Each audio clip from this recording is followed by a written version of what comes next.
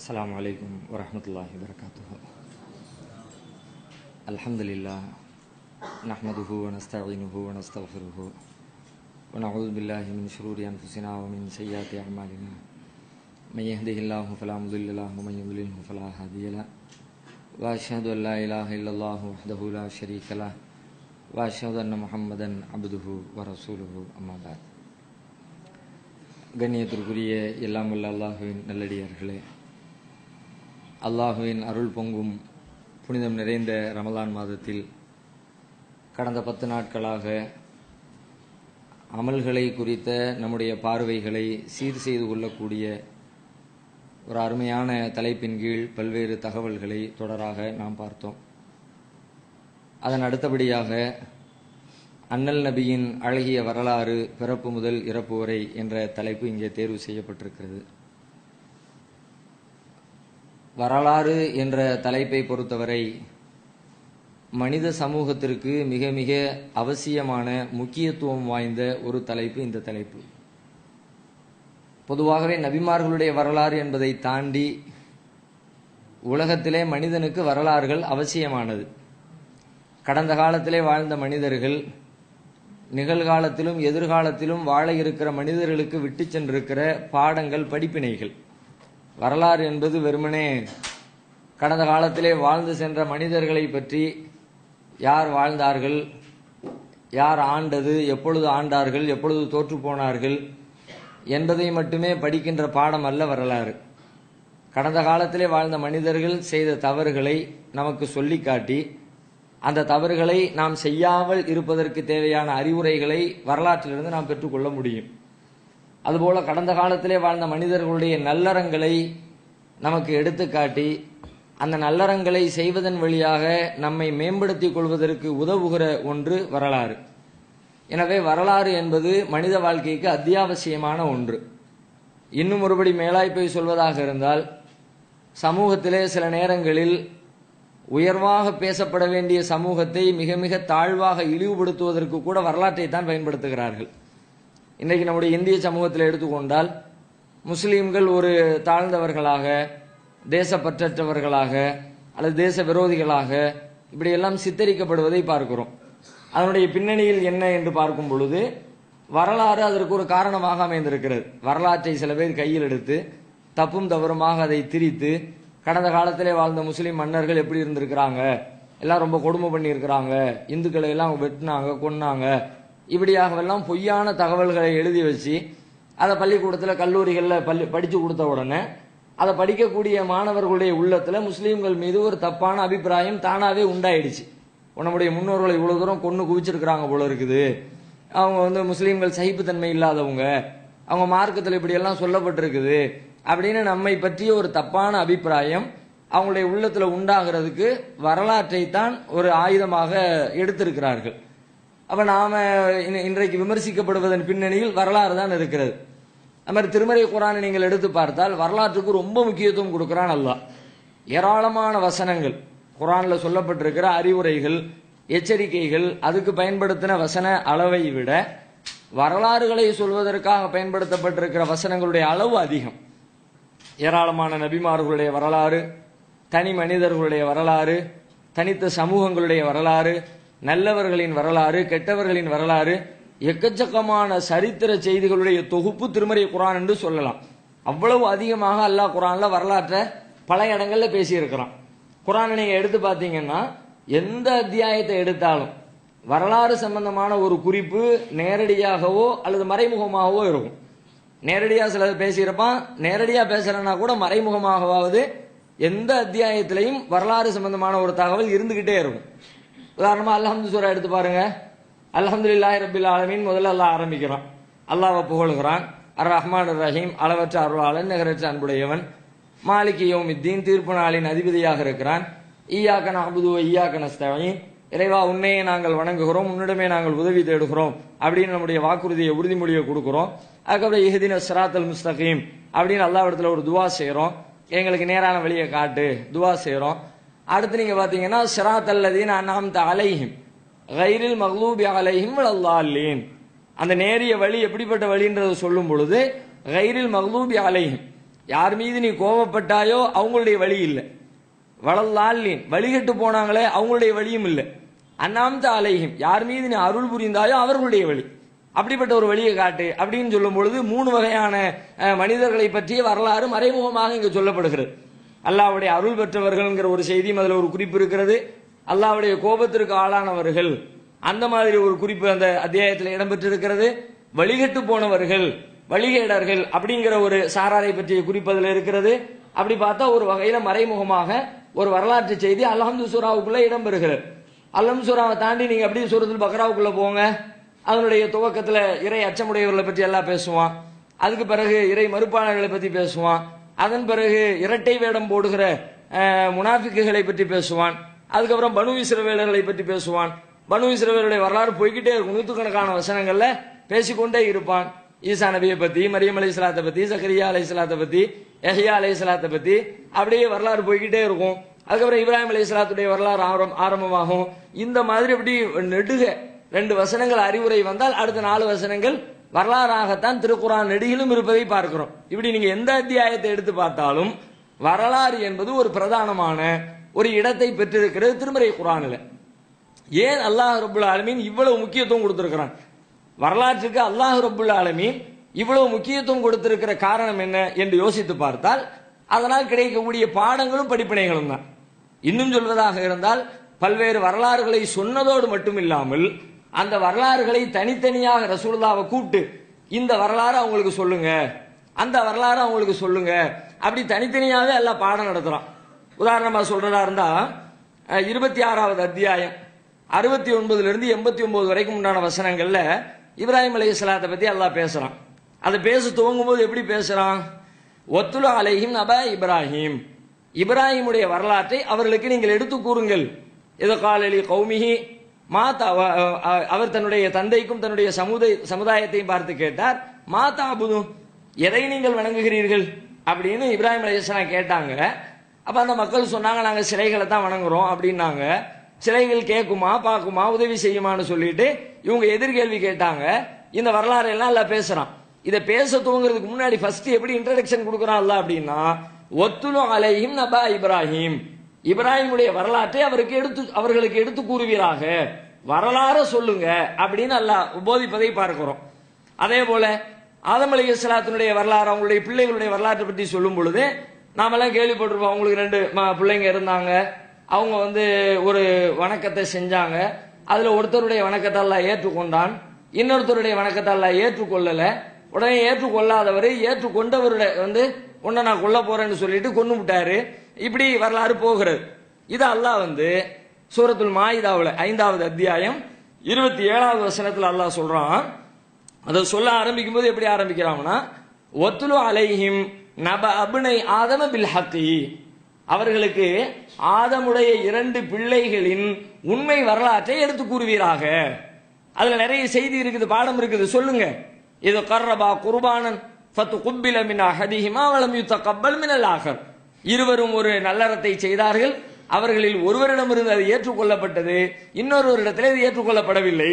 இந்த வரலாற்றை அவர்களுக்கு நீங்கள் சொல்வீராக, வரலாற்றை சொல்லுங்க, ஆதம் நபியுடைய பிள்ளைங்களுடைய வரலாறை மக்களுக்கு உபதேசம் பண்ணுங்க அப்படின்னு அல்லாஹ் ரப்புல் ஆலமீன் தனித்தனியாக பொதுவா சொன்னது ஒரு பக்கத்துல, அதை தாண்டி குறிப்பிட்டும் அல்லாஹ் பேசுவதை பார்க்கிறோம்.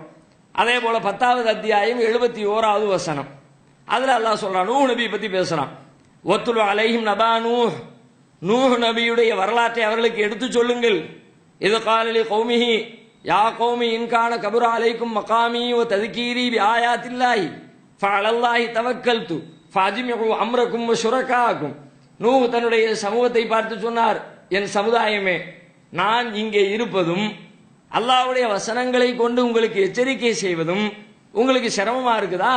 அப்படின்னா நீங்க நீங்கள் வணங்கக்கூடிய தெய்வங்களை எல்லாம் கூப்பிடுங்க, உங்களுடைய திட்டங்களை நீங்க போடுங்க பார்க்கலாம் இப்படின்னு நூஹ் நபி தன்னுடைய சமூகத்தாரிடத்தில் எச்சரிக்கை செய்தாரு. இந்த வரலாற்றை மக்களுக்கு நீங்கள் எடுத்து சொல்லுங்கள் அப்படின்னு 10வது அத்தியாயத்துல 71வது வசனத்துல அந்த செய்தி அல்லாஹ் சொல்லி காட்டுகிறான். இப்படி வரலாற்றை சொல்வதோடு மட்டுமில்லாமல் இந்த வரலாறை சொல்லுங்கள், அந்த வரலாறை சொல்லுங்கள் என்று வரலாற்றுக்கு முக்கியத்துவம் கொடுத்து திருக்குர்ஆன் பேசுவதை பார்க்கிறோம். ஏன் இவ்வளவு முக்கியத்துவம் கொடுக்கப்பட்டிருக்கிறது அல்லாஹ் விளக்குறான். லகது கான ஃபீ கஸஸிஹிம் இப்ரத்துல் லிஉலில் அல்பாப். அவர்களுடைய வரலாற்றிலே அறிவுடைய மக்களுக்கு படிப்பினை இருக்கிறது. வரலாறு கதை கேட்கறதுக்கு இல்லை, வரலாறு டைம் பாஸுக்கு இல்லை. ஆனால் இன்னைக்கு உலகத்தில் வரலாறு அப்படித்தான் ஆகி போயிடுச்சு. வரலாறு சப்ஜெக்டே கல்லூரிகள்ல எல்லாம் நீங்க எடுத்துக்கோங்க. ஒருத்தர் ஹிஸ்டரி குரூப் எடுத்துக்காருன்னு வச்சுக்கோமே, அவருக்கு கொடுக்கப்படுற மரியாதை என்ன? ஹிஸ்டரியா? அந்த கேள்விக்கு என்ன அர்த்தம்? ஏன் சயின்ஸ் குரூப் எடுக்கலையோ, ஏன் மேக்ஸ் குரூப் எடுக்கலையோ, ஏன் பாடம் வராதோ, கணக்கு வராதோ, படிக்க தெரியாதோ? படிக்க தெரியாதவன் உருப்படாதவன் அவன் தான் வரலாற்று பாடத்தை எடுப்பாங்க என்கிற மாதிரியான ஒரு சிந்தனை ஓட்டம் சமூகத்தில் இருக்கிறது. அதனாலதான் பெரும்பாலும் யாரும் வரலாற்று துறையை தேர்வு செய்வது கிடையாது. ஆனால் நிஜமாக வரலாற்றை பார்க்க வேண்டிய கோணத்தில் பார்க்க ஆரம்பித்தால் மனித வாழ்க்கைக்கு தேவையான பாடங்கள், படிப்பினைகள், வழிகாட்டுதல்கள், எச்சரிக்கைகள் அனைத்துமே வரலாற்றிலே இருக்கிறது. ஆனால் பெரும்பாலும் நாம வரலாறு என்ன பண்றோம்னு கேட்டா, கதை கேட்கறதுக்காக வேண்டி ரசனையா இருக்கணும். அதனால தான் நீங்க பாருங்க, வரலாறுங்கிற பேர்ல கதைகளை விட்டு நிறைய அடிச்சு வச்சிருப்பாங்க, இஷ்டத்துக்கு கதைகளா எழுதி வச்சிருப்பாங்க. ஏன்? இவங்களுக்கு நோக்கம் பாடங்களோ படிப்பினைகளோ இல்லை, அப்படி ரசனையா இருக்கணும். சாதாரணமா உங்களை தகவலா அறிவுரையா சொல்லிட்டு போனோம்னா மனசில் நிக்கவே நிக்காது. நீங்க கொஞ்சம் யோசிச்சு பாருங்க, மார்க்கம் சம்பந்தமாக நமக்கு என்னவெல்லாம் தெரியும் அப்படின்னு ஒரு 5 நிமிஷம் ஒரு ஓரமா உட்கார்ந்து அசை போட்டு பாத்தீங்கன்னா பெரிதாக மனசுக்கு எது வந்து நிக்கும்னு கேட்டா வரலாறுகள் தான் நிக்கும். மூசா நபி போனாங்க, பிறவன் பின்னாடி துரத்திட்டு வந்தான், கடல் முன்னாடி வந்துருச்சு, பின்னாடி பிறவன் வந்துட்டான், மாட்டிக்கிட்டாங்க, அல்லாஹ் தடி எடுத்து அடின்னு சொன்னான், கடல் 2ஆ பிளந்துச்சு. இதை அப்படியே சொல்லிட்டு வருவோம். இதுக்கு இடையில சொல்லப்பட்ட அறிவுரைகளை சொல்லுங்க, அறிவுரைகளும் சொல்லப்பட்டிருக்குதோ இடையில அப்படின்னு கேள்வி கேட்போம். ஏன்னா வரலாறு நினைவுல உட்கார்ந்துரும். இப்ராஹிம் அலைஹிஸ்ஸலாம் சொன்னார்கள், சிலையை போட்டு உடைத்தார்கள், மக்கள்லாம் வந்து கேள்வி கேட்டாங்க, யார் உடைச்சதுன்னு கேட்டாங்க, பெரிய சிலைலாம் உடைச்சிச்சுன்னாங்க. அதை நம்ம வரலாறா சொல்லுவோம். மக்களுக்கு கோபம் வந்துச்சு, நெருப்பு குண்டத்தில் தூக்கி போட்டாங்க, இப்ராஹிம் நபி தன்னுடைய பிள்ளையை அழைச்சிக்கிட்டு அறுக்க போனாங்க, அல்லாஹ் அவங்களுக்கு உதவி செஞ்சான், வரலாறு சொல்லுவோம். ஆனால் வரலாற்றுக்கு இடையிலே சொல்லப்பட்ட தகவல்கள் நம்முடைய நினைவிலே இல்லாவிட்டாலும் கூட வரலாற்றின் வழியாக புரிந்து கொள்ள வேண்டிய செய்திகள் நம்முடைய மூளையிலே பதிவாகும். அப்ப அறிவுடைய மக்களுக்கு வரலாற்றிலே பாடம் இருக்கிறது, படிப்பினை இருக்கிறது. வரலாற்றை சும்மா கதைக்கு நீங்க பயன்படுத்திக்காதீங்க. ஏதோ முன்னாடி அதை வச்சு எனக்கு என்ன அப்படி நினைக்காதீங்க. அதை வச்சு உங்களுக்கு அறிவுரை இருக்குது, உங்க வாழ்க்கைக்கு தேவையான ஆலோசனைகளும் வழிகாட்டுதல்களும் அதற்குள்ளே இருக்கிறது என்று திருமறை குர்ஆன்ல 12வது அத்தியாயத்தினுடைய 111வது வசனத்திலே அல்லாஹ் சொல்லுகிறான். அதை விட கூடுதலா நீங்க பாருங்க, திருக்குர்ஆனை அல்லாஹ் அருளி இருக்கிறான். திருக்குர்ஆனை அருளியது ஏன், எதற்கு? திருக்குர்ஆனிலே என்னவெல்லாம் சொல்லி இருக்கிறான்? குர்ஆனை பத்தி குர்ஆனே பல இடத்துல பேசுகிறது. குர்ஆன் நேர்வழி காட்டுவதற்காக வந்தது, சத்தியத்தையும் அசத்தியத்தையும் பிரித்து காட்டுவதற்காக வந்தது. இப்படி எல்லாம் குர்ஆனை பத்தியான இன்ட்ரோடக்ஷன் நிறையவே குர்ஆன்ல இருக்கிறது. ஒரு இடத்துல அல்லாஹ் சொல்றான், இந்த வஹிய உங்களுக்கு அருள்றமே, குர்ஆன் உங்களுக்கு சொல்றமே, இந்த குர்ஆனின் வழியாக உங்களுக்கு நாம் நீங்கள் அறியாத வரலாறுகளை சொல்லி தருகிறோம். 12வது அத்தியாயம் 3வது வசனத்தில் அல்லாஹ் சொல்லுகிறான், நஹனு நகுஸ்ஸு அலைக அஹ்ஸனல் கஸஸி பிமா அவ்ஹைனா இலைக ஹாதல் குர்ஆன். இந்த குர்ஆனை உமக்கு நாம் அருளுவதன் மூலமாக உங்களுக்கு நாம் அழகிய வரலாற்றை சொல்லித் தருகிறோம். வ இன் குன்த மின் கப்லிஹி லமினல் காஃபிலீன். இதுக்கு முன்னாடி இது பத்தி உங்களுக்கு தெரியாது, நீங்கள் தெரியாமல் இருந்த வரலாறுகளை இந்த குர்ஆன் வழியாக உங்களுக்கு நாம் சொல்லித் தருகிறோம். திருமறை குர்ஆனிலே வரலாற்றை சொல்வதற்காக குர்ஆன் அருளப்பட்டிருக்கிறது என்று இந்த வசனம் பேசுவதை நம்மால் பார்க்க முடிகிறது. அதையெல்லாம் விட கூடுதலாக முத்தாய்ப்பாக அல்லாஹ் சொல்கிறான், வரலாற்றிலே நீங்கள் படிக்க வேண்டிய வரலாறு என்பது உலகத்தில் 1000 வரலாறுகள் இருக்கலாம். இந்திய வரலாறு இருக்கலாம், அமெரிக்க வரலாறு இருக்கலாம், ஐரோப்பிய வரலாறு இருக்கலாம், தனி மனிதர்களுடைய வரலாறு இருக்கலாம், பெரிய பெரிய தலைவர்களுடைய வரலாறு இருக்கலாம், அரசியல்வாதிகளுடைய வரலாறு இருக்கலாம், ஆன்மீகவாதிகளுடைய வரலாறு இருக்கலாம்.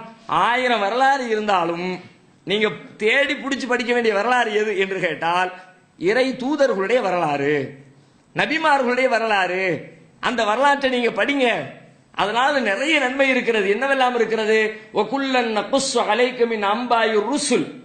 நபிமார்களுடைய வரலாற்றின் வழியாக நாம் உங்களுக்கு சொல்லுகிறோம், மானு சப்பித்து பிஹி ஃபுஆதக, உங்கள் உள்ளத்தை பலப்படுத்துகிற அனைத்து செய்திகளையும் சொல்லுகிறோம். உள்ளத்தை பலப்படுத்துகிற விஷயங்கள் வரலாற்றில், நபிமார்களின் வரலாற்றில் இருக்கிறது. வேற என்ன வேணும்? மனுஷ வாழ்க்கைக்கு தேவையான பிரதானமான ஒண்ணு பலமான உள்ளம், உறுதியான உள்ளம். யாருக்கு உறுதியான உள்ளம் இல்லையோ அதுதான் பிரச்சனைக்கே காரணம். உலகத்துல பிரச்சனை இல்லாத மனுஷன் உண்டா? எல்லா இடங்களையும் பிரச்சனைகள் சிக்கல்கள் இருக்கத்தான் செய்யும். அந்த பிரச்சனைகளை எல்லாம் ஒரு மனுஷன் எதிர்கொள்ளணும்னா அவனுடைய உள்ளத்துல உறுதி இருக்கணும், திடம் இருக்கணும், எதையும் எதிர்கொள்ளக்கூடிய ஆற்றல் இருக்கணும். அல்லாஹ் சொல்கிறான், நபிமார்களின் வரலாற்றை படிச்சு பாரு, அதுவும் உள்ளத்தை பலப்படுத்தும். அது மட்டும் இல்லை, அதிலே உங்களுக்கு சத்தியம் வரும், உண்மை வந்து சேரும். அதிலே படிப்பினையும் இருக்கிறது. ஒதுக்கிறாளில் மூமினின், மூமின்களுக்கு தேவையான போதனைகளும் இருக்கிறது. ஆகையினால் நபிமார்களின் வரலாற்றை படியுங்கள் என்று 11வது அத்தியாயத்தில் 120வது வசனத்தில் அல்லாஹ் ரப்புல் ஆலமீன் சொல்லுகிறான். அந்த அடிப்படையில் இப்பொழுது நாம நபிமார்களின் வரலாற்றில் இறுதியாக வந்த அன்னலம் பெருமகனார் நபிகள் நாயகம் ஸல்லல்லாஹு அலைஹி வஸல்லம் அவர்களுடைய வரலாற்றை பார்க்க இருக்கிறோம். அண்ணல் நபிகள் நாயகம் ஸல்லல்லாஹு அலைஹி வஸல்லம் அவர்களுடைய வரலாற்றை ஏன் எடுத்திருக்கிறோம்? அவர்களுடைய வரலாறு ஒரு வித்தியாசமான வரலாறு. உலகத்தில் எவ்வளவோ வரலாறு இருந்தாலும் ரசூலுல்லாஹ்வுடைய வரலாற்றுக்கு நிகராக அதிலே இருக்கிற ஒரு தனித்துவத்தை உலகத்தில் வேறு எந்த வரலாற்றிலையும் நீங்கள் பார்க்கவே முடியாது. ஒரு வித்தியாசமான வரலாறு. ரசூலுல்லாஹ்வுடைய வரலாறு பாதுகாக்கப்பட்ட வரலாறு. உலகத்தில் வேற எந்த தலைவருடைய வரலாற்றுக்கும் பாதுகாப்பு கிடையாது. நினைச்சதை நினைச்ச மாதிரி எல்லாம் எழுதி விட்டுட்டு போய்கிட்டே இருப்பாங்க. 100% துல்லியமாக நபிகள் நாயகம் ஸல்லல்லாஹு அலைஹி வஸல்லம் என்ன சொன்னார்கள், எப்படி இருந்தார்கள், எதை எச்சரித்தார்கள், எதை தடுத்தார்கள், அத்தனையும் தெள்ள தெளிவாக பாதுகாக்கப்பட்ட ஒரு வரலாறு இருக்கிறது என்றால் உலகத்திலேயே ரசூலுல்லாஹ்வுடைய வரலாறு மட்டும்தான். இது ஏதோ ரசூலுல்லாஹ்வை பெருமைப்படுத்தணுன்றதுக்காக வேண்டி முஸ்லீம்களாக இருக்கிற காரணத்தினால் சொல்ற செய்தி இல்லை. யார் வேணாலும் இதை சவாலா எடுத்துக்கிட்டு வரட்டும், பார்க்கலாம். யார் வேண்டுமானால் எங்க தலைவருடைய வரலாறு இருக்கிறது அப்படின்னு யார் வேணாலும் சொல்லட்டும். சொல்லக்கூடிய ஆட்கள் இதை சவாலாக எடுத்துக்கொண்டு வரட்டும், இந்த மாதிரி வரலாறு எங்கள்கிட்ட இருக்குன்னு சொல்லட்டும், சொல்லவே முடியாது. ரசூலுல்லாஹ்விடம் இருந்து ஒரு செய்தியை ஒருவர் அறிவிப்பார், அதற்காக வேண்டி அவரை பற்றிய வரலாறை நம்ம பதிவு செஞ்சு வச்சிருப்போம். ஒருத்தருடைய ரசூலுல்லாஹ்வுடைய வரலாறு எப்படி பாதுகாக்கப்படுதுன்னா, ரசூலுல்லாஹ்ட்ட இருந்து நான் இந்த செய்தியை கேட்டேன்னு ஒருத்தர் சொல்லுவார். அவர் யார், அவருடைய பின்புலம் என்ன, அவருடைய நினைவாற்றல் என்ன, அவர் நல்லவரா கெட்டவரா, ரசூலுல்லாஹ்வை நேசிச்சாரா இல்லையா, அப்படிங்கிற பயோடேட்டாவை பூரா அதை தனியா தூக்கி தொகுத்து வச்சிருப்போம்.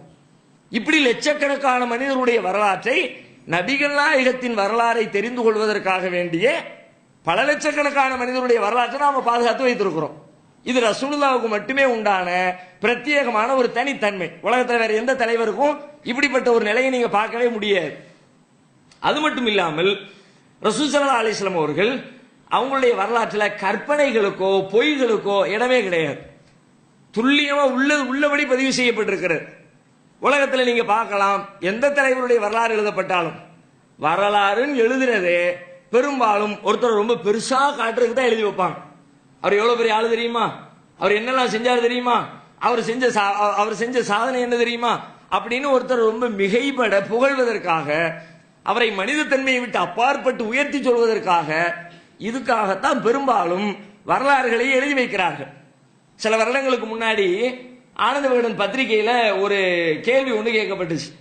எழுத்தாளர் மதன் அதுல எழுதிக்கிட்டே வர்றார்.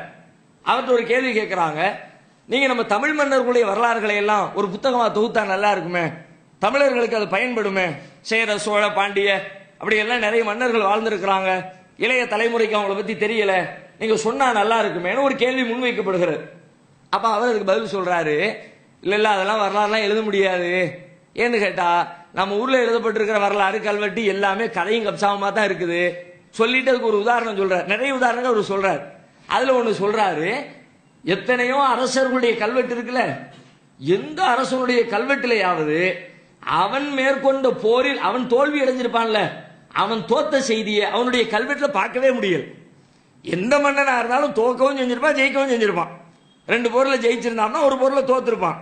அவன் தோத்தது வந்திருக்கணும்ல, இந்த போர்ல தோத்து விட்டோம், இந்த போர்ல ஜெயிச்சு விட்டோம்னு தோத்ததும் வரணும், ஜெயிச்சதும் வரணும்.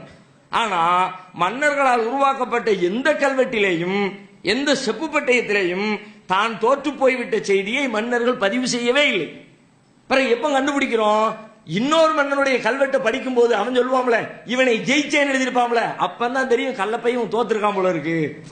இவன் தோத்திருக்கான்றத கண்டுபிடிக்கிறதுக்கு அவன் ஜெயிச்சான்றதை வச்சுதான் கன்ஃபார்ம் பண்ண வேண்டியது இருக்கு. இதை வச்சுக்கிட்டு நீங்க என்ன வரலாறு எழுத சொல்றீங்க அவர் கேட்கிறார். அது மட்டும் இல்லாம வரலாறுங்கிற பேர்ல எழுதி வச்சது பொருள் சில லிஸ்ட் போடுறார். முல்லைக்கு தேர் கொடுத்தான் பாரிவள்ளல் அப்படிங்கிறார். முல்லைக்கு தேர் கொடுத்த பாரிவள்ளி, இது ரொம்ப உயர்வா பேசப்படுகிறது. உண்மையில் இப்படி ஒரு மன்னன் இருந்திருப்பானா? அப்படி இருந்திருந்தா அவனை மன்னன்னு சொல்றதா மடையன்னு சொல்றா? அவர் கேள்வி கேட்கிறார். முல்லை கொடி வளருது, அந்த வளரக்கூடிய அந்த செடி வளரணுன்றதுக்காக வேண்டி ஒரு சின்ன குச்சியை நட்டு வச்சா அப்படியே முல்லை படர்ந்து செடி வளர்ந்துட்டு போயிருது. அது வளரணுன்றதுக்காண்டி இவன் என்ன பண்ணனானா, பல்லாயிரக்கணக்கான ரூபாய் செலவழிச்சு பல பேர் உட்கார்ந்து கஷ்டப்பட்டு செதுக்கிய தேரை கொண்டு போய் முல்லை கொடி படரட்டும் கொண்டு போய் பக்கத்துல விட்டுட்டு வந்துட்டான். அது அப்படியே படர்ந்து வளர்ந்துருச்சு. அப்ப அது செடி மேல எவ்வளவு அக்கறை வச்சிருக்கிறான் அப்படின்னு அவனை பத்தி எழுதுறாங்க. கேட்டுட்டு அவர் கேட்கிறாரு, இந்த செடி வளர்க்கிறதுல மரம் வளர்க்கிறதுல இவ்வளவு ஆசை உடையவன் அவன் இருந்தான் என்று உண்மையாக இருந்தால் அவன் எப்படி தேர் செஞ்சான்? தேரே பல மரங்களை வெட்டித்தானே செய்யப்பட்டிருக்குது. அப்ப அவ்வளவு மரத்தை வெட்டி போட்டு ஒரு செடிக்காக வேண்டி அதை கொண்டு நீ வீணாக்கி இருக்கன்னா நீ மன்னனா மடையனா அப்படின்னு அவர் கேட்கிறார். இது மாதிரி நிறைய உதாரணங்களை சொல்லிட்டு, ஆகையினால மிகைப்பட எழுதப்பட்ட வரலாறுகள் தான் இருக்கிறதே தவிர நிஜமான வரலாறுகள் இல்லை. கற்பனைகளை தான் கலந்து வைத்திருக்கிறார்கள், அதை எழுதுவதனால் பயனில்லை என்று சொல்லிட்டு பத்திரிகையில் அவர் ஒரு ஓபன் டிக்ளரே இதை கொடுத்தார். ரசூல் ஸல்லல்லாஹு அலைஹி வஸல்லம் உடைய வரலாற்றுக்கு இப்படிப்பட்ட நிலை கிடையாது. ரசூலுல்லாஹ் பேர்ல சில பேர் அப்படி சொன்னாலும் கூட அதை எல்லாத்தையும் ஃபில்டர் பண்ணி பிரிச்சிட முடியும். பிரிச்சு தந்துட்டாங்க. ரசூலுல்லாஹ் பேர்ல சில பேர் அபரிவிதமா சொல்ல வரும் பொழுது இதெல்லாம் இஸ்லாத்துல உள்ளது இல்ல, ரசூலுல்லாஹ் வாழ்க்கையில் நடக்கல, உனக்கு சொன்னது யாரு? இப்படி ஒரு செய்தியை சொல்றியே, இது யார் உனக்கு சொன்னா? அவருக்கு யாரு சொன்னா? அவருக்கு யாரு சொன்னா? எல்லாத்தையும் கிராஸ் செக் பண்ணும் பொழுது கடைசியில ரசூலுல்லாஹ் சொன்னது எது, நபிகள் நாயகம் ஸல்லல்லாஹு அலைஹி வஸல்லம் அவருடைய பெயரால் சொல்லப்பட்டது எது, எல்லாம் ரொம்ப தெளிவாக பதிவு செய்யப்பட்டு விட்டது. எனவே இப்படிப்பட்ட ஒரு தனித்துவமான வரலாறு நபிகளாருக்கு மட்டும்தான் இருக்கிறது. அப்படிப்பட்ட ஒரு வரலாற்று நாயகரை பற்றி தான் நாம் இன்றைக்கு இந்த தொடரிலே தெரிந்து கொள்ள இருக்கிறோம். முதலிலே வரலாற்று ரசூலுல்லாஹ்வுடைய வரலாற்றுக்குள்ளே நுழைவதற்கு முன்னால் நாம் தெரிந்து கொள்ள வேண்டிய முக்கியமான ஒரு செய்தி என்ன என்றால், நபிகள் நாயகம் ஸல்லல்லாஹு அலைஹி வஸல்லம் அவர்கள் ஒரு சமூகத்திற்குள்ளே நபியாக வந்து அந்த சமூகத்தில் பல்வேறு மாற்றங்களை ஏற்படுத்துகிறார்கள். மாற்றம் என்று சொன்னால் வார்த்தைகளை வர்ணிக்க முடியாத ஒரு பெரும் புரட்சி. வெறும் 23 ஆண்டு கால இடைவெளி, உலகத்தில் எந்த மனிதனும் வெறும் 23 ஆண்டு கால இடைவெளியில் இத்தனை பெரிய ஒரு மாற்றத்தை ஏற்படுத்திய வரலாறு கிடையவே கிடையாது. ஜீரோல இருந்து ஸ்டார்ட் பண்ணி ஒரு வல்லரசை உண்டாக்குகிறார்கள், சமூகத்தை பண்படுத்துகிறார்கள், குடும்ப நெறிமுறைகளை கற்றுத்தருகிறார்கள், எல்லா வகையான வழிகாட்டுதல்களை முன்வைக்கிறார்கள், இறைவனுக்கு செய்ய வேண்டிய வழிபாட்டை பற்றி கற்றுத்தருகிறார்கள். இப்படி 100% எல்லா விஷயங்களையும் தெல்ல தெளிவாக துல்லியமாக பல்வேறு மாற்றங்களை உண்டாக்கிய தலைவர் நபிகள் நாயகத்தை தவிர உலகத்தில் யாரும் இல்லை. வெறும் 23 ஆண்டு காலத்தில் இந்த மாற்றம் நிகழ்ந்திருக்கிறது. அப்ப இவ்வளவு பெரிய மாற்றம் நிகழ்ந்திருக்கிறது, அது எவ்வளவு பெருசு என்பதை தெரிந்து கொள்ளணும்னா முதலில் அந்த மக்கள் எப்படி இருந்தார்கள் என்பதை தெரிஞ்சுக்கணும். எப்படி இருந்தவனை எப்படி மாத்தினாங்க அப்படின்னா கரெக்டா தெரியும். ஆல்ரெடி எம்ஏ படிச்சவன அதுக்கு மேல எம்பில் படிச்சுட்டா அது பெரிய விஷயம் கிடையாது. ஆனா அவன் படிக்க தெரியாம இருந்த ஒருத்தரை எம்பில் படிக்க வச்சு பிஹெச்டி முடிச்சு டாக்டரேட் வாங்கி கொடுத்துட்டாருன்னா, ஏப்பா இவன் இவ்வளவு பெரிய ஆளாயிட்டானா அப்படின்னு பேசும். ஏன், எப்படி இருந்தவன் எப்படி ஆயிருக்கிறான், அதை வைத்துத்தான் ஒரு மனிதனுடைய தரம் எடை போடப்படும். அந்த அடிப்படையில் நபிகள் நாயகம் ஸல்லல்லாஹு அலைஹி வஸல்லம் அவர்களுடைய வரலாற்றின் தரத்தை எடை போட வேண்டும் என்று சொன்னால் நபிகள் நாயகம் அவர்கள் பிறந்த சமூகம் எப்படிப்பட்ட சமூகம், எந்த காலத்தில் பிறந்தார்கள், எந்த மக்களிடத்திலே வாழ்ந்தார்கள், அவர்களிடத்திலே என்ன தாக்கத்தை உண்டாக்கினார்கள் என்று துவக்கத்திலே தெரிந்து கொண்டால்தான் உண்மையான வரலாற்றின் வீரியத்தை நாம் அறிந்து கொள்ள முடியும். அந்த அடிப்படையில் நபிகள் நாயகம் பிறக்கிற சமூகம் அன்றைக்கு எப்படி இருந்தது, பிறக்கிற நேரத்தில் அவர்கள் வாழ்ந்த சமுதாயம் எப்படிப்பட்ட சமுதாயமாக இருந்தது என்று நாம் பரிசீலிக்க ஆரம்பித்தால் வரலாற்றில் அதற்கு சொல்லக்கூடிய பேர் என்ன, ஐயாமுல் ஜாஹிலியா என்கிறார்கள். அறியாமை காலம். அந்த காலத்திற்கு பேரே எப்படி சொல்றாங்கன்னா அறியாமை காலம். எதை எடுத்தாலும் அறியாமை தான், அறிவுக்கு வேலையே கிடையாது. எந்த துறை எடுத்து பார்த்தாலும் ஒழுக்கமா, ஒழுக்கத்தை பத்தி பேச்சே இருக்காது. திருமண வாழ்க்கையா, அதுல ஒரு நெறிமுறைகளே இருக்காது. பிறருடைய பொருளாதாரமா, கண்டமணிக்கு சகட்டுமணிக்கு என்ன வேணாலும் செஞ்சுக்கலாம். மனித உயிர்களை பற்றி எந்த அக்கறையும் கிடையாது. ஒழுக்கம் கிடையாது, வழிபாடு கிடையாது, நேர்மை கிடையாது, நாணயம் கிடையாது, அறிவார்ந்த எந்த காரியமும் கிடையாது. என்ன வேணாலும் செய்யலாம், எப்படி வேணாலும் வாழலாம் அப்படிங்கிற மாதிரி நபிகள் நாயகம் ஸல்லல்லாஹு அலைஹி வஸல்லம் அவர்கள் பிறக்கிற சமூகம் அறியாமையினுடைய உச்சகட்டத்திலே இருந்துச்சு. அப்படிப்பட்ட சமூகத்தில் தான் ரசூல் ஸல்லல்லாஹு அலைஹி வஸல்லம் அவர்கள் பிறக்கிறார்கள். அந்த காலத்தில் இருந்த பல காரியங்கள் இன்னைக்கும் இருக்குது. ரசூலுல்லாஹ் காலத்தில் எப்படியெல்லாம் இருந்தாங்க நம்ம சொல்றோமோ அந்த மாதிரி பல மடமைகள் இன்றைக்கும் சமூகத்தில் இருக்கிறது. ஆனால் இன்றைக்கு அது அந்த ரெண்டும் கிட்டத்தட்ட சம அளவிலே இருக்கிறது. ஒரு 50 பேர் அடிமுட்டாளா இருக்கிறான்னா ஒரு 50 பேர் அறிவாளியா இருக்கிறான். ஒரு 50 பேர் ஏமாத்துக்காரனா இருந்தாங்கன்னா ஒரு 50 பேர் நல்லவனா இருக்கிறான். ஒரு 50 பேர் ஒழுக்கம் கட்டவனா இருக்கிறான்னா 50 பேர் ஒழுக்க செயலனா இருக்கிறான். சமூகம் இன்றைக்கு இப்படி இருக்கிறது. தவறுகளை செய்தாலும் கூட அந்த தவறுகளை சீர்திருத்தக்கூடிய மனிதர்களும் இன்றைக்கு உலகத்தை வாழுகிறார்கள். ரசூலுல்லாஹ் வாழ்ந்த காலத்துல தவறு மட்டும்தான் இருந்துச்சு. 1000 பேர் இருக்கிறாங்கன்னா அதுல ஏதோ ஒருத்தரோ 2 பேரோ நல்லவரா இருப்பார்கள். மற்றபடி பெரும்பாலும் முழுக்க முழுக்க ஒட்டுமொத்த சமுதாயமுமே தலைகீழா புரண்டு போய் கிடக்கிறது. அப்படிப்பட்ட சமூகம். அதுக்கு நீங்க பாருங்க எப்படி எல்லாம் இருந்திருக்கிறாங்க. உதாரணமா ஒரு தந்தை இறந்து விடுகிறார். தந்தை இறந்துட்டாருன்னா தந்தை இறந்த பிறகு அந்த தாய் விதவையா இருப்பாள்ல, தந்தையுடைய மனைவி இருப்பாள்ல, அந்த ரசூலுல்லாஹ் பிறக்கிற காலத்துல சமூகம் எப்படி இருந்துச்சுன்னு கேட்டா, தந்தை இறந்த பிறகு அந்த தந்தையின் மனைவியை அவனுடைய பிள்ளையே திருமணம் செய்து கொள்வான். கற்பனையே பண்ண முடியல. என்னென்ன வாழ்க்கை, அவன் எப்படி இருந்திருப்பான். இந்த மாதிரி அப்பாவுடைய மனைவியை புள்ள கல்யாணம் முடிச்சுக்கிறான், அவன் எப்படி இருந்திருப்பான். அவனுடைய ஒழுக்க வாழ்க்கை எப்படி இருந்திருக்கும். அப்ப அல்லாஹ் குர்ஆன்ல இதெல்லாம் கடுமையா கண்டிச்சு அதை ரசூலுல்லாஹ் வந்ததுக்கு பிறகு எச்சரிக்கை பண்ணி சீர்திருத்தம் பண்றாங்க. அல்லாஹ் சொல்லி காட்டுகிறான். 4வது அத்தியாயம் 22வது வசனத்தில் அல்லாஹ் சொல்லுகிறான், வலா தன்கிஹு மா நக்கஹ ஆபாவுக்கும் மினன் நிசா, உங்கள் தந்தையர் மணந்து கொண்ட பெண்களை நீங்கள் திருமணம் செய்யாதீர்கள். இதை ஒருத்தனுக்கு சொல்லிக் கொடுக்க வேண்டியது இருக்குன்னா இது சொல்லி கொடுத்து புரியுற பாடமா இது இந்த விஷயம். ஒரு அம்மா ஒரு தாய் என்ற ஸ்தானம் என்பது உலகத்தில் அன்னையிலிருந்து இன்னைக்கு வரைக்கும் ரொம்ப உன்னதமான ஸ்தானம். எல்லா சமுதாயத்திலையும் நம்முடைய பழைய தமிழ் இலக்கியங்கள் எடுத்துக்கோங்க. அந்த இலக்கியங்கள்ல தாயை பத்தி எவ்வளவு பேசப்படுகிறது, பெற்றோருடைய உறவை பத்தி அவ்வளவு உன்னதமா பேசப்படுகிறது.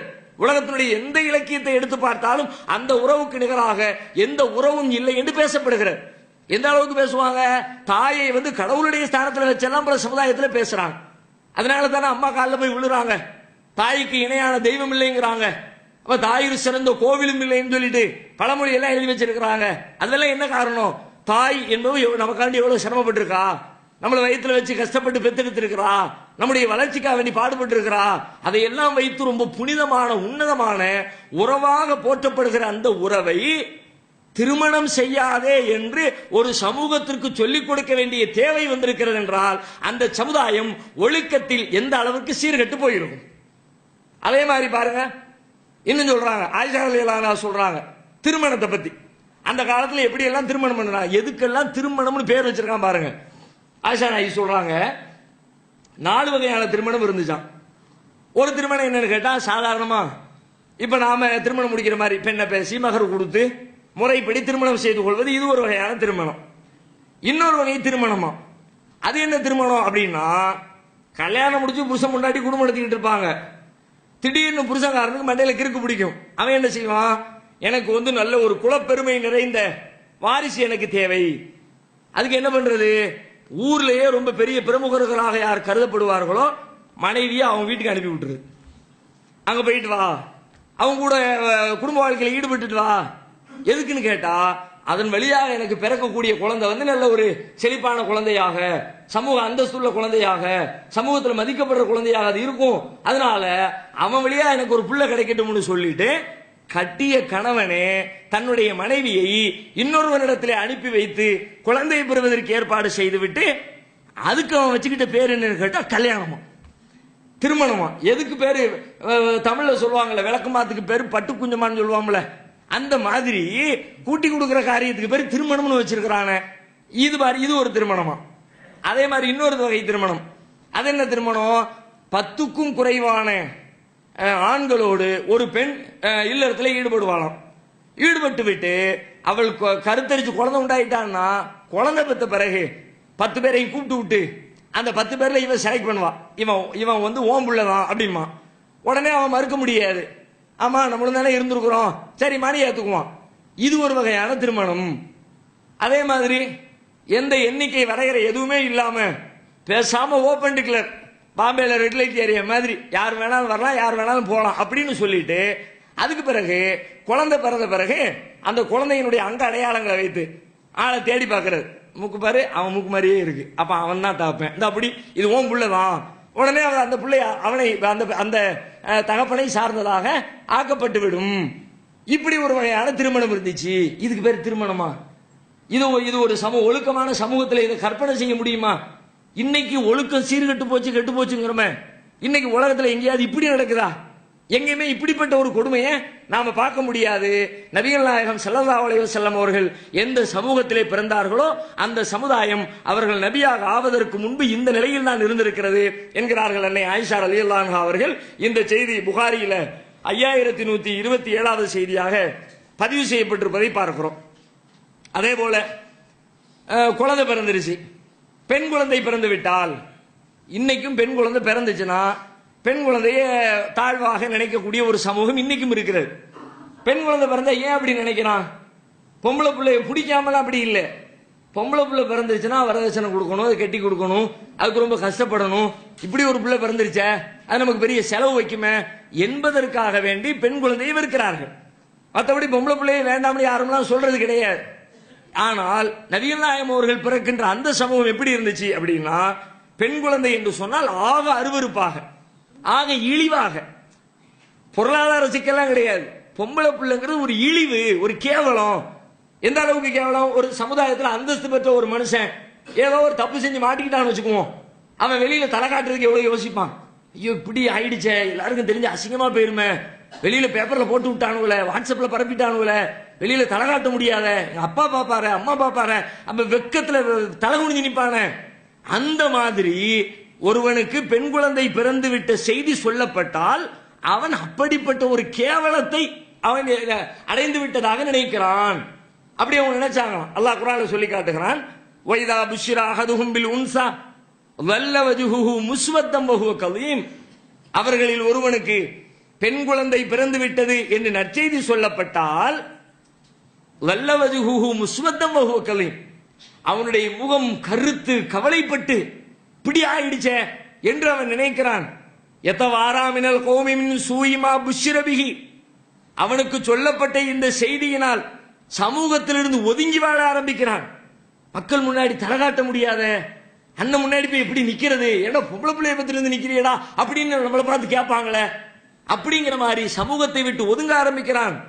அயும்சிக்குஹு அலா ஹூனின் அம் யதுஸ்ஸுஹு ஃபித்துராம், இந்த இழிவை சுமந்து கொண்டே இந்த பிள்ளையை வளர்ப்பதா அல்லது இழிவை சுமக்க வேண்டாம் என்று மண்ணுக்குள் போட்டு மூடி விடுவதா என்று அவன் சிந்திக்கிறான். அந்த அளவுக்கு ஒரு பெரிய இழிவானதாக பெண் குழந்தைகளை பார்த்திருக்கிறார்கள் என்று திருக்குர்ஆன் சொல்லுகிற செய்தி 16வது அத்தியாயம் சூரத்துன் நஹ்லில 58, 59 ஆகிய வசனங்களில் பதிவு செய்யப்பட்டிருப்பதை பார்க்கிறோம். அது மாதிரி வழிபாடுகள் எடுத்துக்கொண்டால் அதிலே இதே மாதிரிதான் வணக்க வழிபாடுகள்லாம் இருந்துச்சு. வணக்க வழிபாடுகள் எல்லாமே அதுவும் அதே மாதிரி தான். எல்லாம் முட்டாள்தனம், மோடு முட்டித்தனம், இது எல்லாத்தையும் ஒட்டுமொத்த குத்தையா எடுத்து வைத்திருப்பார்கள்.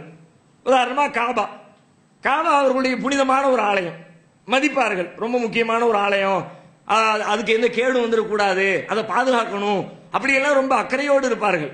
ஆனால் அந்த காபாவிலே வந்து இறைவனை வணங்குவார்கள் பாருங்க. வணங்குற லட்சணத்தை பத்தி அல்லாஹ் சொல்றான், ஒமாக்கான சலாத்தும் இந்தல் பைத்தி இல்லா முகாம்ப தஸ்தியா. 8வது அத்தியாயம் 35வது வசனத்தில் சொல்லுகிறான், காபத்துல்லாஹ்விலே அவர்களுடைய வணக்க வழிபாடு தொழுகை என்பது கைதட்டுவதும் விசிலடிப்பதும் தான். இறைவனுக்கு முன்னாடி நின்றுக்கிட்டு காபாவை வலம் வருகிறோம் என்ற பெயரில் வந்து கையை தட்டுறது, விசிலடிக்கிறது, கூத்து கும்மாளங்கிறது எல்லாம் கடவுளுக்கு செய்யக்கூடிய வழிபாடாக அவர்கள் செய்து கொண்டிருக்கிறார்கள். கடவுளுக்கு முன்னாடி நிற்கிறோம், பயபக்தியா நிற்கணும், ஒழுங்கா நிற்கணும், நம்மளை பார்க்கிறோம், அவன்கிட்ட கோரிக்கை வைக்கணும், அழுகணும், கெஞ்சணும், அவன் முன்னாடி நெத்தியை கொண்டு நிலத்தில் வச்சு நின்றுகிட்டு பணிவோடு இருக்கணும் என்றெல்லாம் இல்லாமல் காபாவில் வந்து நின்று கொண்டு கை தட்டுறது, விசிலடிக்கிறது, கூத்து கும்மாளம் இப்படி அவர்கள் செய்து கொண்டிருந்தார்கள். இது அவர்களுடைய வளமையாக இருந்தது. அதை விட பெரிய கொடுமை என்ன தெரியுமா? சரி விசிலு தான் அடிக்கிறான், கைதான் தட்டுதான் அப்படின்னு பார்த்தா அந்த விசில் அடிக்கிறதையும் கை தட்டுறதையும் எப்படி பண்ணுவான் அப்படின்னு கேட்டா உடம்புல ஒரு ஒட்டு துணி இல்லாம பண்ணுவான். எல்லாம் அங்கிருந்து வேக வேகமா வந்து டக்கு டக்குன்னு எல்லாத்தையும் கழட்டி போட்டே என்னமோ குளிக்க போற மாதிரி யாரும் இல்லாத இடத்துல. அப்ப கூட ஒரு ஒழுக்கமா ஆடை அணிஞ்சிட்டு தான் குளிக்கணும். ஆனா இவன் எல்லாரும் அப்படியே வருது பாருங்க ஹதீஸ்ல, கானன் நாசு யதூஃபூன ஃபில் ஜாஹிலிய்யத்தி உராத்தன், ஜாஹிலியா காலத்திலே காபாவை தவாஃப் செய்வார்கள், நிர்வாணிகளாக தவாஃப் செய்வார்கள். உடம்புல ஒட்டு துணி இல்லாம ஆம்பளை பொம்பளை சுத்தி வந்தா எப்படி இருக்கும்? அப்படியெல்லாம் அதெல்லாம் ரொம்ப சகஜமா இருந்திருக்குன்னு அர்த்தம். அரசியல்ல இதெல்லாம் சகஜமப்பாமான அப்ப காபத்துல்லாவுல இதெல்லாம் சகஜம்னு அவன் இருந்திருக்கு. ஐயாவுல் ஜாகிலியாவுல ஆம்பளை பொம்பளை உடம்பு உங்களுடைய மறைவிடம் அதை பத்தி ஒண்ணுமே கிடையாது. அதிகபட்சமா குறைசிகள் மட்டும்தான் ட்ரெஸ் போட்டுக்குவாங்க. ரசூலுல்லாஹ்வுடைய அந்த குலம் இருக்குத அது மட்டும் ரொம்ப உயர்ந்த குலமாக கருதப்பட்டுச்சு. அவங்க மட்டும் என்ன பண்ணுவாங்க, ஆடை இல்லாம தவாஃப் பண்ண மாட்டாங்க. மற்ற எல்லாருமே நிர்வாணமாக தவாஃப் செய்வார்கள். பிறந்த மேனியோடு தவாஃப் செய்யக்கூடியவர்களாக இருந்தார்கள் என்ற செய்தி உர்வத் பின் ஜுபைர் ரலியல்லாஹு அன்ஹு அவர்கள் அறிவிக்கிற இந்த செய்தி புகாரியில 1665வது ஹதீஸாக பதிவு செய்யப்பட்டிருப்பதை பார்க்கிறோம். அது மாதிரி ஹஜ்ஜுக்கு வந்தாச்சு, தவாஃப் பண்ணியாச்சு, சஃபா மர்வால போயாச்சு, எல்லாம் பண்ணியாச்சு, பண்ணிட்டு வீட்டுக்கு போகணும். வீட்டுக்கு போனா வந்தவன் வந்த மாதிரி வீட்டுக்கு போக வேண்டியதானே. அங்கிருந்து வேக வேகமா வந்து கிளம்பி வந்துட்டு வீட்டுக்கு அந்த ஊருக்குள்ள வந்துருவாரு, தெருக்குள்ள வந்துருவாரு. வீட்டுக்குள்ள போகும்போது வீட்டு வாசலோடி போகாம மேல ஏறி ஓட்ட பிடிச்சிட்டு உள்ள இருக்கும். என்னடான்னு கேட்டா, நேரம் வரக்கூடாது, அதெல்லாம் புண்ணியம் கிடையாது, நன்மை கிடையாது, நம்ம நன்மை இழந்துருவோம். பாவ உடலோடு வெளியே சென்றோம், பாவங்களை சுத்திகரித்து விட்டு உள்ளே வருகிறோம். எந்த வழியில போனோமோ அதே வழியில வந்தா திரும்பவும் பாவம் ஒட்டிக்கும்ல, அதனால ஓட்ட பிடிச்சிட்டு உள்ளே இறங்குறோம்னு சொல்லிட்டு இந்த மாதிரியான ஒரு மடமை அவர்களிடத்தில் இருந்தது என்று குர்ஆன் சொல்லுகிறது. 2வது அத்தியாயம் 189வது வசனத்தில் அல்லாஹ் சொல்லுகிறான், வலைசல் பிர்ரு பிஅன் தஅத்துல் புயூத மின் லுஹூரிஹா, உங்கள் வீடுகளுக்குள்ளே பின்புறமாக வருவதிலே நன்மை எதுவும் இல்லை. வலாக்கின்னல் பிர்ர மனித்தகா, இறை அச்சத்திலே தான் நன்மை இருக்கிறது. பௌத்துல் புயூத மின் அபுவாபிஹா, வீடுகளுக்குள் உங்கள் முன்வாசல் வழியாக நுழையுங்கள். வீட்டுக்கு வாச வழியா வாடான்னு சொல்லி தர வேண்டியது இருந்திருக்கு. வீடுனாலே வாசல் வழியா தான் வரணும். இவனுக்கு எப்படிப்பட்ட சமூகமா இருந்திருக்காங்கன்னா, வீட்டுக்கு வர்ற அதுக்கு ஒரு வாசல் வச்சிருக்கோம் பாரு, அந்த வாசல் வழியா வா, வேற எந்த வழியும் வந்துடாத என்று சொல்லி கொடுக்கக்கூடிய அளவிற்கு அவர்கள் ஒரு அறியாமையிலே வாழ்ந்திருக்கிறார்கள் என்ற செய்தியை பார்க்கிறோம். அதை தாண்டி நீங்க பார்த்தா ஹலால் ஹராம் அந்த ஃபத்வா இருக்குல்ல, இன்னைக்கு நம்ம ஆலிம் சாக்கெல்லாம் அவங்களோட பிச்சை எடுக்கும். இப்ப நம்ம ஆலிம் சாக்கள் நீங்க டிவி எல்லாம் பாக்குறீங்க, நிகழ்ச்சி எல்லாம் பாக்குறீங்க, டக்கு டக்கு நடிகை செய்யலாமா செய்யலாம், செய்யக்கூடாதா செய்யக்கூடாது, நீங்க எப்படி கேட்கறீங்களோ அதே மாதிரி பதில் வரும். அதற்கு இதை சாப்பிடலாமா அப்படின்னா சாப்பிடலாம் பாரு, சாப்பிடக்கூடாதா அப்படின்னா சாப்பிடக்கூடாது பாரு. நீ கூடாதுங்கிற மாதிரி வார்த்தைகளை கேட்டா அங்கிருந்து கூடாதுன்னே பதில் வரும், கூடுங்கிற மாதிரி கேள்வியை கேட்டா கூடுங்கிற மாதிரியே பதில் வரும். என்ன நினைக்கிறாரோ அதுவெல்லாம் ஃபத்வா அள்ளி வீசுவர். எது எதுக்கு என்னென்ன ஃபத்வா வச்சிருக்கானே சொல்ல முடியாது, இஷ்டத்துக்கு கொடுக்குறாங்களே. இதே மாதிரி அன்றைக்கு நபிகளாருடைய காலத்தில் அவர்கள் பிறக்கிற பொழுது அந்த சமூகத்தில் ஹலால் ஹராமை இஷ்டமாக தீர்மானித்தார்கள். எப்படியெல்லாம் தீர்மானிச்சாங்க அப்படின்னா, சில கால்நடைகளை இது நமக்கு ஹராமு, சில பயிர்களை சில உணவு தானிய வகைகளை இது நமக்கு ஹராமு அப்படின்றாங்க. அதுக்கு எந்த ஆதாரமும் இருக்காது. இது ஏன் ஹராமு, யார் ஹராமாக்கணா, இறைவன் ஹராமாக்கணானா, நம்ம எதுக்கு இதை ஹராமாக்கணும், நம்முடைய கால்நடை தானே, நம்முடைய உணவு தானே, எந்த லாஜிக்கும்லாம் இருக்காது. இது ஹராம்னா ஹராம், அதை சாப்பிடக்கூடாது. சில பிராணிகள் பிடிப்பாங்க, இதுல சவாரி பண்ணக்கூடாது. சில கால்நடைகள் பிடிப்பாங்க, இது அறுக்கும்போது பிஸ்மில்லா சொல்லக்கூடாது. ஏன்னா அதா இருக்கும்போது ஆட்டா இருக்கும்போது பிஸ்மில்லா சொன்னா, ஒட்டகத்தா இருக்கும்போது பிஸ்மில்லா சொன்னா என்னங்கிறேன். ஆனா அவர்களாக இப்படி வைத்துக் கொள்வார்கள், இதுல இப்படி வச்சுக்குவோம் அதுல அப்படி வச்சுக்குவோம், இந்த மாதிரி இஷ்டத்திற்கு தீர்மானித்தார்கள் என்று குர்ஆன் சொல்லுகிறது. அல்லாஹ் சொல்லி காட்டுகிறான் 6வது அத்தியாயம் 138வது வசனத்தில் சொல்லுகிறான், வகாலு ஹாதிஹி அன்ஆமு வ ஹர்சுன் ஹிஜ்ருன், இந்த கால்நடைகளும் இந்த பயிர் பச்சைகளும் நமக்கு தடுக்கப்பட்டவையாக இருக்கின்றன சொல்லிட்டு அல்லாஹ் சொல்லலாம். இதெல்லாம் அவங்களுடைய கற்பனையில் சொல்லுகிறார்கள். லா யதமுஹா இல்லா மன் நஷாஉ பிஸாமிஹிம் வ அன்ஆமுன் ஹுர்ரிமத் லுஹூருஹா வ அன்ஆமுன் லா யذ்குரூன இஸ்மல்லாஹி அலைஹி, இந்த பிராணியின் மீது சவாரி செய்வது கூடாது என்கிறார்கள், இந்த பிராணி கால்நடைகளுக்கு பிஸ்மில்லா சொல்லக்கூடாது என்கிறார்கள். நம்ம ஆட்கள் மாதிரி சொல்லுவாங்க, கடிதம் எழுதும்போது பிஸ்மில்லா எழுதாத, அதுக்கு தான் நாங்கள் 786 வச்சிருக்கோம். 786 நீ கடிதம் எழுதுறோம், அவன் கீழே போட்டான்னு என்ன பண்றது, அவன் கீழே போட்டானா மேல போட்டா உனக்கு என்ன, அல்ல கடிதம் எழுதுனா பிஸ்மில்லா எழுத சொல்லிவிட்டான், எழுதிட்டு போக வேண்டியதானே, அவன் இவன் கண்டுபிடிச்சு வச்ச மாதிரி அவன் பிஸ்மில்லா சொல்லாத என்று அவர்கள் சொல்லிக் கொண்டார்கள். இதெல்லாம் அவர்களுடைய கற்பனையில் விளைந்தது, இறைவன் சொன்ன சட்டம் இல்லை என்று அல்லாஹ் எச்சரிக்கிறான்.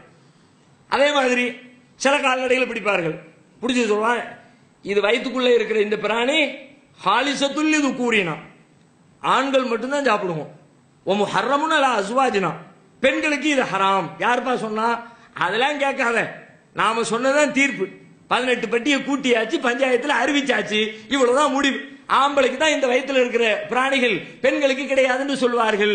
எந்த அடிப்படையும் இல்லாமலே இதை செய்வார்கள் என்கிறான் 6வது அத்தியாயம் 139வது வசனத்துல.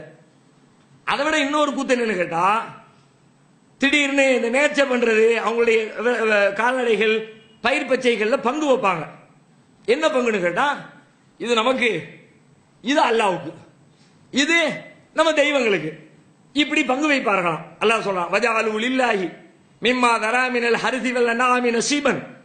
அவர்களுடைய பயிர் பச்சைகளிலேயும் அவர்களுடைய கால்நடைகளிலேயும் அல்லாஹ்வுக்கு என்று ஒரு பங்கை வைப்பார்கள். லிஷுரகாயினா, இது எங்களுடைய தெய்வங்களுக்கு என்று வைப்பார்கள். அது தேவையில்லை, சரி வச்சுட்ட, வச்சபடி இருக்க வேண்டியதானே.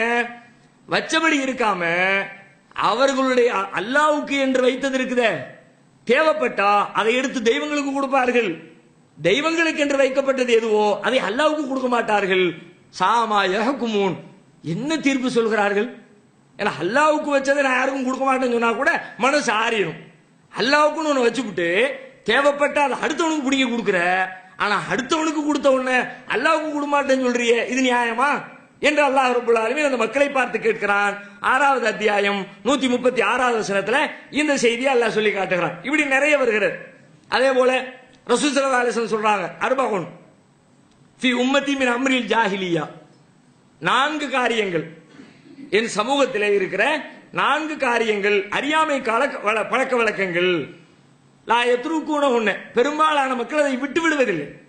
நிறைய மக்கள் செஞ்சுக்கிட்டே இருக்கிறாங்க, ஆனால் அது அறியாமை கால காரியங்கள். என்னெல்லாம் செய்யறாங்க? அல் ஃபஹ்ரு ஃபில் அஹ்சாப், பாரம்பரியத்தை, குலப்பெருமை அடிப்பது. நாங்க எவ்வளவு பெரிய ஆளுகள் தெரியுமா, எங்க குடும்பம் எப்படி தெரியுமா, எங்க அப்பா எப்படி, எங்க தாத்தா எப்படி, ஊரையே கட்டி ஆண்ட பரம்பரை நாங்க. இந்த இந்த இந்த வெத்து பேச்சு இருக்கு பார்த்தீங்களா, மனுஷன் இயற்கையில் என்னன்னே தெரியல. ஒரு 2 தலைமுறை கழிஞ்சா போதும், 4வது தலைமுறையை பத்தி அவன் ரோட்ல பிச்சு எடுத்து கிடந்திருப்பான், தாத்தனும் முப்பாட்டனும்.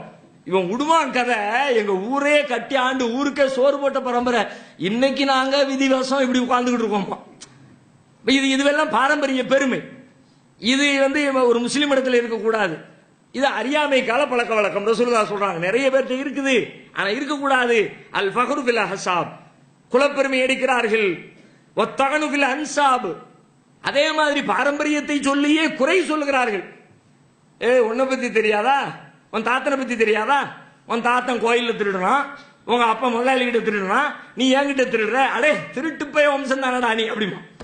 இவன் திருடுற இவனை தானே சொல்லணும். இவன் திருடுனா அதுக்காக வேண்டி இவனுக்கு ஒரு பட்டம், இவங்க அண்ணனுக்கு ஒரு பட்டம், இவங்க சித்தப்பனுக்கு ஒரு பட்டம், இவங்க பெரியப்பனுக்கு ஒரு பட்டம், மொத்த குடும்பம் பாரம்பரியம்னு சொல்லிவிட்டு ஒரு 25 பேருக்கு பட்டம் கட்டுவான் பார்க்கணும். வத்தானுஃபில் அன்சாப், இந்த பாரம்பரியத்தை சொல்லி குறை சொல்லாத, திட்டாத. ஒரு தடவை அபூதர் கிஃபாரி ரலியல்லாஹு அன்ஹு அவங்க என்ன பண்ணுவாங்கன்னா, அவங்களும் அவங்களுடைய அடிமையும் ஒரே மாதிரி ட்ரெஸ் போட்டுட்டு வருவாங்க. பார்க்குறவங்க கேட்பாங்க, என்னங்க 2 பேரும் ஒரே மாதிரி ட்ரெஸ் போட்டு இருக்கிறிய. சில நேரத்தில் அப்படி வரும்போது நம்மளே கேட்குற மாதிரி தோணும்ல, ஒரே மாதிரி இருந்துச்சுன்னா கேள்வி கேட்போம். அதே மாதிரி கேட்குறாங்க. அப்போ அவங்க சொல்றாங்க, நான் ஒரு நாள் என்னுடைய அடிமையை திட்டேன். எப்படி திட்டோம்னா, கருப்பியின் மகனே, அவங்க அம்மா பேரை சொல்லி திட்டிவிட்டேன், கருத்த பொம்பளைன்னு சொல்லிட்டு அந்த மாதிரி திட்டேன். ரசூலுல்லாஹ் இதை கேட்டுட்டாங்க. உடனே ரசூலுல்லாஹ் என்னை பார்த்து சொல்லாங்க, யா அபாதர் இன்னக இம்ரவுன் ஃபீக ஜாஹிலியா ஐயர்தஹு பி உம்மி, அபூதரே உன்னிடத்தில் இன்னும் இந்த அறியாமை கால செயல்பாடு இருந்து கொண்டிருக்கிறது, அவனுடைய தாயை சொல்லி நீர் திட்டுகிறீரா அப்படின்னு சொல்லிட்டு, திட்டாதீங்க, அவங்களாம் உங்களுடைய கைகளில் எல்லாம் கொடுத்திருக்கிறான், நீங்கள் உண்ணும் போது அவர்களுக்கு உண்ண கொடுங்கள், நீங்கள் உடுத்துவதிலிருந்து அவர்களுக்கு உடுத்த கொடுங்கள், அவங்களுக்கு சிரமத்தை கொடுத்துடாதீங்க, சிரமமான காரியத்தை கொடுத்தாலும் அவங்களுக்கு நீங்க ஹெல்ப் பண்ணுங்க என்று ரசூலுல்லாஹ் சொன்னாங்க. அன்னையில இருந்து நான் என்னுடைய இந்த பழக்க வழக்கத்தை, நடவடிக்கையை மாற்றிக்கொண்டேன் அப்படிங்கிறாங்க. ஆனா இன்னைக்கு முஸ்லீம்களிடத்துல கூட நீங்க பாருங்க, சண்டைன்னு வந்துருச்சு அப்படின்னா அவ்வளவுதான். நம்ம அதெல்லாம் விட்டு வந்த வம்பு சண்டைக்கு போக மாட்டேங்க. வந்துருச்சா ஒரு கை பார்த்துட்டு தான் அடுத்த இடத்துக்கு போறது. அதுக்கு எந்த கையை பார்க்கணுமோ பார்த்துறது. அவங்க அம்மா கையை பார்க்கணுமா, அத்தா கையை பார்க்கணுமா, எல்லார் கையும் சேர்த்து பார்த்துறது. ஒவ்வொரு ஏரியாவிலையும் சில கெட்ட வார்த்தைகள் இருக்கிறது. சென்னைக்குன்னு சில வார்த்தை இருக்கிறது. எடுத்த எடுப்புல அப்படிமா, அது அவ்வளவுதான் முடிஞ்சிச்சு. அம்மா தான் வந்து நிற்பாங்க ஃபர்ஸ்ட். திருநெல்வேலிக்கு போனீங்கன்னா அங்க ஒரு வார்த்தை இருக்குது. என்னன்னு கேட்டா அம்மா தான் வந்து நிற்பான். அவன் செஞ்ச தப்புக்கு எதிர்த்தாப்புல 2 வீலர்ல முட்டி விடுவான். வாயிலிருந்து ஃபர்ஸ்ட் வர்ற வார்த்தையே ஆனால தான் ஆரம்பிக்கும். எதுக்குங்கிற இது அறியாமை கால செயல். நபிகள் நாயகம் எச்சரிக்கிறார்கள்.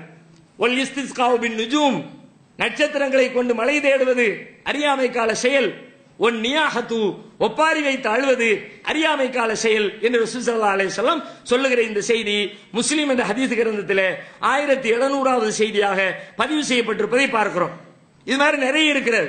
ஆனால் அனைத்து விஷயங்களையும் நபிகள் நாயகம் ஸல்லல்லாஹு அலைஹி வஸல்லம் அவர்கள் தன்னுடைய இறுதி பேருரையிலே ஒட்டுமொத்த மக்களுக்கும் இஸ்லாத்தை எடுத்துச் சொல்லி ஒரு மிகப்பெரிய சீர்திருத்தத்தை உண்டாக்கி அனைத்து செய்திகளையும் குழி தோண்டி புதைத்துவிட்டு நபிகள் நாயகம் மக்களை பார்த்து உரை நிகழ்த்துகிறார்கள். அலா குல்லு ஷைஇன் மின் அம்ரில் ஜாஹிலியா, மக்களை அறிந்து கொள்ளுங்கள், அறியாமை காலத்தினுடைய அனைத்து காரியங்களும் தஹ்த கதமைய மௌதூன், என்னுடைய 2 கால்களுக்கு கீழே புதைக்கப்பட்டு விட்டது. எல்லாத்தையும் போதிச்சுட்டாங்க சொல்லுவான். எல்லா அறியாமைகள் புதைச்சது தான் நம்ம தோண்டி வச்சிருக்கணும். இப்போ ரசூலுல்லாஹ் போட்டு கபர்ல போட்டு மூடிட்டு போனாங்களே, இன்னைக்கு நம்ம சமூகத்தில் அதையெல்லாம் தோண்டி தோண்டி வச்சுட்டு உட்கார்ந்துருக்கிறோம். ரசூல் ஸல்லல்லாஹு அலைஹி வஸல்லம் அந்த 23 ஆண்டு கால இடைவெளியில் மக்களுக்கு சொல்லி சொல்லி சொல்லி சொல்லி சீர்திருத்தம் செய்து எல்லா அறியாமை கால செயல்பாடுகளில் இருந்தும் மக்களை வென்றெடுத்து அவை அனைத்தையும் குழி தோண்டி புதைத்துவிட்டு ஒரு மிகப்பெரிய புரட்சியை நபிகள் நாயகம் இந்த மண்ணிலே நிகழ்த்திவிட்டு சென்றிருக்கிறார்கள். அப்படிப்பட்ட புரட்சிகர நாயகரின் வரலாற்றை இன்ஷா அல்லாஹ் நாளை எழுந்து அவர்களுடைய பிறப்பு முதல் தொடர்ந்து நாம் பார்க்கலாம். அஸ்ஸலாமு அலைக்கும்.